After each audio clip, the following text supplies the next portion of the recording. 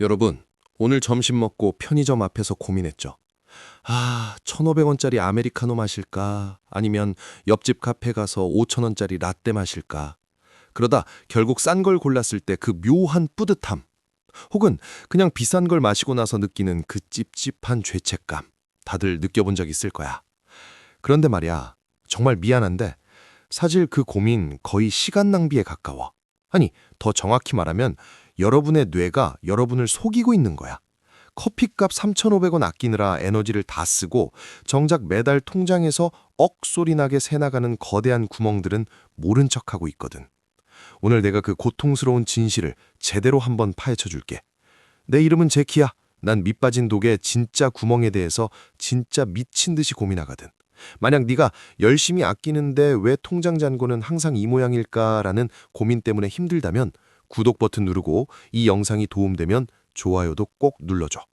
1. 라떼 효과라는 달콤한 가스라이팅. 사실 말이야, 우리가 재테크를 시작할 때 가장 먼저 듣는 말이 뭐야? 티끌 모아 태산이다. 커피값만 아껴도 노후가 보장된다. 같은 말이지. 좋아. 수학적으로 한번 계산해 볼까? 하루 5,000원씩 한 달 30일이면 15만 원이야. 1년이면 180만 원이지. 물론 큰 돈이지. 근데 말이야, 여기서 치명적인 문제가 있어. 인간의 의지력은 무한하지 않다는 거야. 우리가 하루에 쓸 수 있는 의지력 총량이 100이라고 쳐보자. 아침에 10,000원 지하철에서 시달리고 회사에서 상사한테 깨지면서 이미 80을 썼어. 그런데 남은 20의 의지력을 고작 커피 한 잔 참는데 다 써버린다고? 그럼 어떤 일이 벌어지는 줄 알아? 퇴근길에 보상 심리가 폭발해. 오늘 커피도 안 마시고 진짜 고생했다 하면서 배달앱을 켜고 3만 원짜리 치킨에 맥주를 시키는 거야. 3,500원 아끼려다 3만 원을 써버리는 거지. 이걸 심리학에서는 도덕적 허가라고 불러. 스스로에게 나 착한 일 했으니까 이 정도 나쁜 짓은 하도 돼 라고 면죄부를 주는 거야. 결국 소소한 절약은 우리를 더 큰 소비의 늪으로 몰아넣는 함정이 될 수 있다는 거지. 2. 우리가 진짜 모르는 게 뭐냐면 고래가 새우를 잡아먹고 있다는 거야. 자, 여기서부터 진짜 재밌어진다. 우리가 커피값 같은 새우에 집중하는 동안 정작 우리 계좌를 통째로 삼키는 고래들은 유유히 헤엄치고 있어. 가장 대표적인 고래가 바로 자동차야. 자, 봐봐. 여러분 주변에 연봉 4천만 원인데 3,500만 원짜리 신차를 할부로 뽑는 친구들 꼭 있지. 한 달 할부금 60만 원 정도는 낼만해 라고 말하면서 말이야. 근데 그게 끝일까? 보험료, 세금, 기름값, 그리고 결정적으로 감가상각이라는 놈이 있어. 신차는 뽑는 순간 가격이 10에서 20%가 날라가. 통계적으로 차 한 대를 유지하는 데 드는 총 비용은 할부금을 포함해 월 평균 100만 원이 훌쩍 넘어.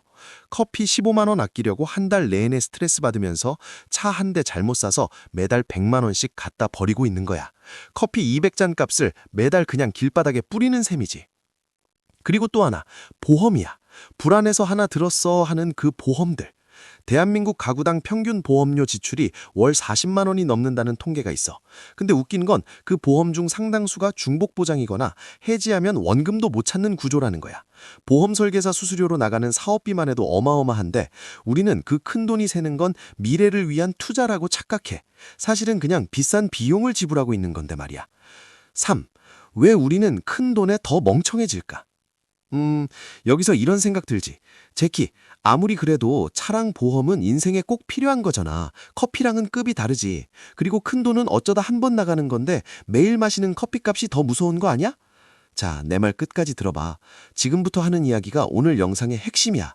우리 인간의 뇌는 숫자를 절대적인 수치로 읽지 않고 상대적인 비율로 읽도록 설계돼 있어. 이걸 경제학에서는 심적 회계라고 불러. 자, 봐봐. 네가 2만 원짜리 티셔츠를 사러 갔는데 옆 동네 마트에서 똑같은 걸 1만 원에 판대. 그럼 넌 아마 차를 몰고서라도 그 동네로 갈 거야. 1만 원이나 아꼈으니까. 나 오늘 완전 득템했어 라고 외치면서 말이야. 그런데 말이야, 네가 50만 원짜리 차를 계약하러 갔어. 영맨이 슬쩍 와서 고객님 여기 100만 원만 추가하면 시트 가죽 훨씬 좋은 걸로 업그레이드 되는데 어떠세요? 라고 해. 그럼 넌 에이 5천만 원이나 5,100만 원이나 차 산 김에 좋은 거 타지 뭐 하고 사인해버려. 자, 정신 차려봐. 방금 넌 티셔츠 살 때 그토록 소중히 여겼던 그 1만 원의 100배인 100만 원을 단 3초 만에 날려버린 거야. 티셔츠 살 때는 1만 원 차이가 반값처럼 느껴지니까 엄청나게 크게 다가오는데 5천만 원 앞에서는 100만 원이 고작 2%처럼 보이니까 우습게 보이는 거지. 이게 바로 우리가 가난에서 벗어나지 못하는 결정적인 이유야. 금액이 커질수록 우리의 비판적 사고 능력이 마비돼. 이걸 경제학에서는 앵커링 효과라고도 하는데, 처음에 5천만 원이라는 거대한 숫자가 머릿속에 닻을 내리면 그 뒤에 붙는 몇십, 몇백만 원은 마치 깃털처럼 가볍게 느껴지는 거야. 여기서부터 진짜 소름 돋는 사실 하나 알려줄까? 마케터들은 우리의 이 약점을 기가 막히게 이용해. 집 살 때 옵션질, 차 살 때 트립 올리기, 보험 가입할 때 한 달에 커피 한 잔만 안 마시면 이 특약 다 넣을 수 있어요 라고 꼬드기는 거. 사실 그들이 말하는 커피 한 잔은 10년, 20년 동안 네 계좌에서 빠져나갈 수천만 원의 이자와 기회비용을 숨기기 위한 아주 비겁한 비유일 뿐이야. 사람들은 1,000원을 아끼려고 1시간을 고민하면서 정작 수억 원짜리 대출을 받을 때는 금리 0.5% 차이를 대충 넘겨버려. 은행원이 잘 내주겠지 하면서 말이야. 근데 그 0.5%가 30년 동안 네 통장에서 빼앗아갈 돈이 얼마인지 계산해 봤어. 그 돈이면 네가 평생 마실 커피를 최고급 호텔에서 매일 마실 수 있는 금액이야. 부자들은 절대 이렇게 계산 안 해. 그들은 100원과 100만 원을 대하는 태도가 똑같아. 아니 오히려 큰 돈을 결정할 때 훨씬 더 냉정하고 잔인해지지. 그들은 알고 있거든. 푼돈 아끼려고 에너지를 낭비해서 뇌를 피곤하게 만들면 정작 중요한 큰 결정을 내릴 때 뇌가 파업을 선언해버리고 멍청한 선택을 해버린다는 걸. 그러니까 제발 작은 지출에 네 소중한 의지력을 낭비하지 마. 500원 싼 두부를 찾으러 마트 세 군데를 도는 정성으로 네 대출 금리를 0.1%라도 낮출 방법을 찾고 네 보험증권에서 새 나가는 눈먼 돈을 찾아내란 말이야. 그게 네 인생의 가성비를 높이는 가장 빠르고 확실한 길이니까 말이야. 4. 당장 따라할 수 있는 인생 리세팅 3단계. 자, 그럼 이제 어쩌라는 거야 싶은 생각 들지? 걱정 마. 제키가 딱 정리해 줄게. 오늘 당장 네 인생의 돈줄을 새로 고침하는 3단계 전략이야. 이건 단순히 절약하는 게 아니라 네 경제적 체급 자체를 바꾸는 일이야. 1단계. 고정 비용이라는 괴물의 목줄을 죄어라. 제일 먼저 해야 할 건 매달 네 통장에서 숨도 안 쉬고 빠져나가는 고정 지출의 멱살을 접는 거야. 이건 한 번만 제대로 세팅해두면 네가 잠을 자든 여행을 가든 평생 알아서 돈을 벌어다주는 시스템이 돼. 가장 먼저 보험부터 펼쳐봐. 지인 부탁으로 가입한 이름도 모르는 특약들이 가득한 그 보험들 말이야. 특히 갱신형 보험? 이건 나이 들수록 보험료가 폭탄처럼 불어나는 구조야. 당장 전문가 찾아서 보장 내용은 유지하되 중복되는 거 다 쳐내고 비갱신형으로 리모델링해. 여기서만 월 10만 원, 20만 원이 그냥 생겨. 그 다음은 통신비. 아직도 메이저 통신사 쓰면서 8, 9만 원씩 내고 있어? 똑같은 망 쓰는 알뜰폰으로 바꿔봐. 월 2, 3만 원이면 충분해. 매달 5만 원씩, 1년이면 60만 원이야. 커피 120잔 값이 10분 만에 생기는 거지. 1단계 요약. 보험 다이어트와 알뜰폰 전환으로 숨만 쉬어도 나가는 돈의 구멍을 막아라. 한 번의 세팅이 수천만 원의 노후 자금을 만든다. 2단계. 자산의 탈을 쓴 부채를 과감히 처분하라. 많은 사람이 차를 자산이라고 착각해. 하지만 냉정하게 말할게. 차는 네 주차장에 세워져 있는 순간에도 네 돈을 갉아먹는 가장 화려한 부채일 뿐이야. 자, 개선해보자. 3,500만 원짜리 신차를 할부로 샀어. 취등록세 내고 매달 할부금 60만 원 내고 기름값에 보험료까지. 여기에 결정적으로 감가상각을 더해야 해. 신차는 3년만 지나도 가치가 30% 이상 증발해버려. 넌 지금 매달 100만 원짜리 수표를 길바닥에 뿌리면서 달리고 있는 거야. 만약 네 자산이 아직 궤도에 오르지 않았다면 과감하게 차 급을 낮춰. 신차 대신 3, 5년 된 감가상각 끝난 중고차를 타거나 대중교통으로 돌아가. 남들 시선? 그거 챙기다가 네 노후가 시커멓게 타들어가. 네 연봉의 40%가 넘는 차를 타고 있다면 넌 지금 부자가 될 기회를 스스로 차버리고 있는 거야. 2단계 요약. 카푸어의 늪에서 탈출하라.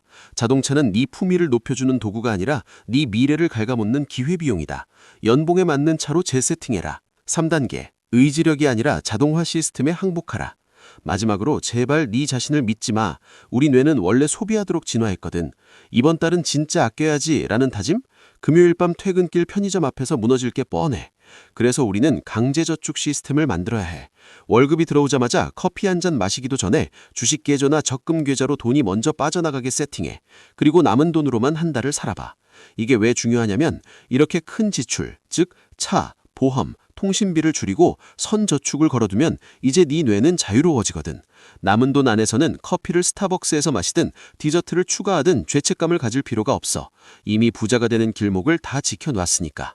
푼돈 아끼느라 에너지를 낭비하지 말고 돈이 모일 수밖에 없는 구조 속에 네 인생을 그냥 던져 넣어버려. 3단계 요약. 의지력은 믿지 말고 자동이체를 믿어라. 선저축 후지출 시스템을 구축하면 커피 한 잔의 자유를 누리면서도 부자가 될 수 있다. 자, 봐봐. 이 3단계만 제대로 해도 네 계좌엔 당장 매달 수십만 원, 많게는 100만 원 이상의 여유 자금이 생겨. 커피값 아끼려고 아등바등 할 때랑은 비교도 안 되는 금액이지. 이제 알겠지?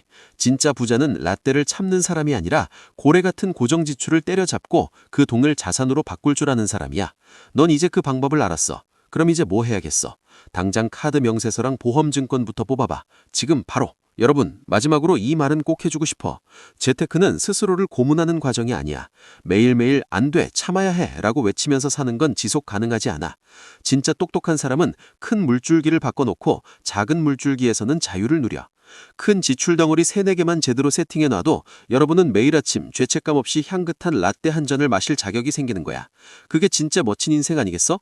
오늘 내 이야기가 좀 따끔했을 수도 있어. 하지만 이게 진짜 여러분의 미래를 걱정하는 내 진심이야. 더 이상 잔챙이들한테 네 에너지를 뺏기지 마.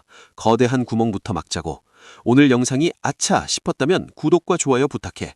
그리고 지금 당장 네 통장에서 가장 크게 빠져나가는 돈이 뭔지 댓글로 남겨봐. 같이 고민해보자고. 자, 오늘도 똑똑하고 그리고 행복하게 부자 되자. 안녕.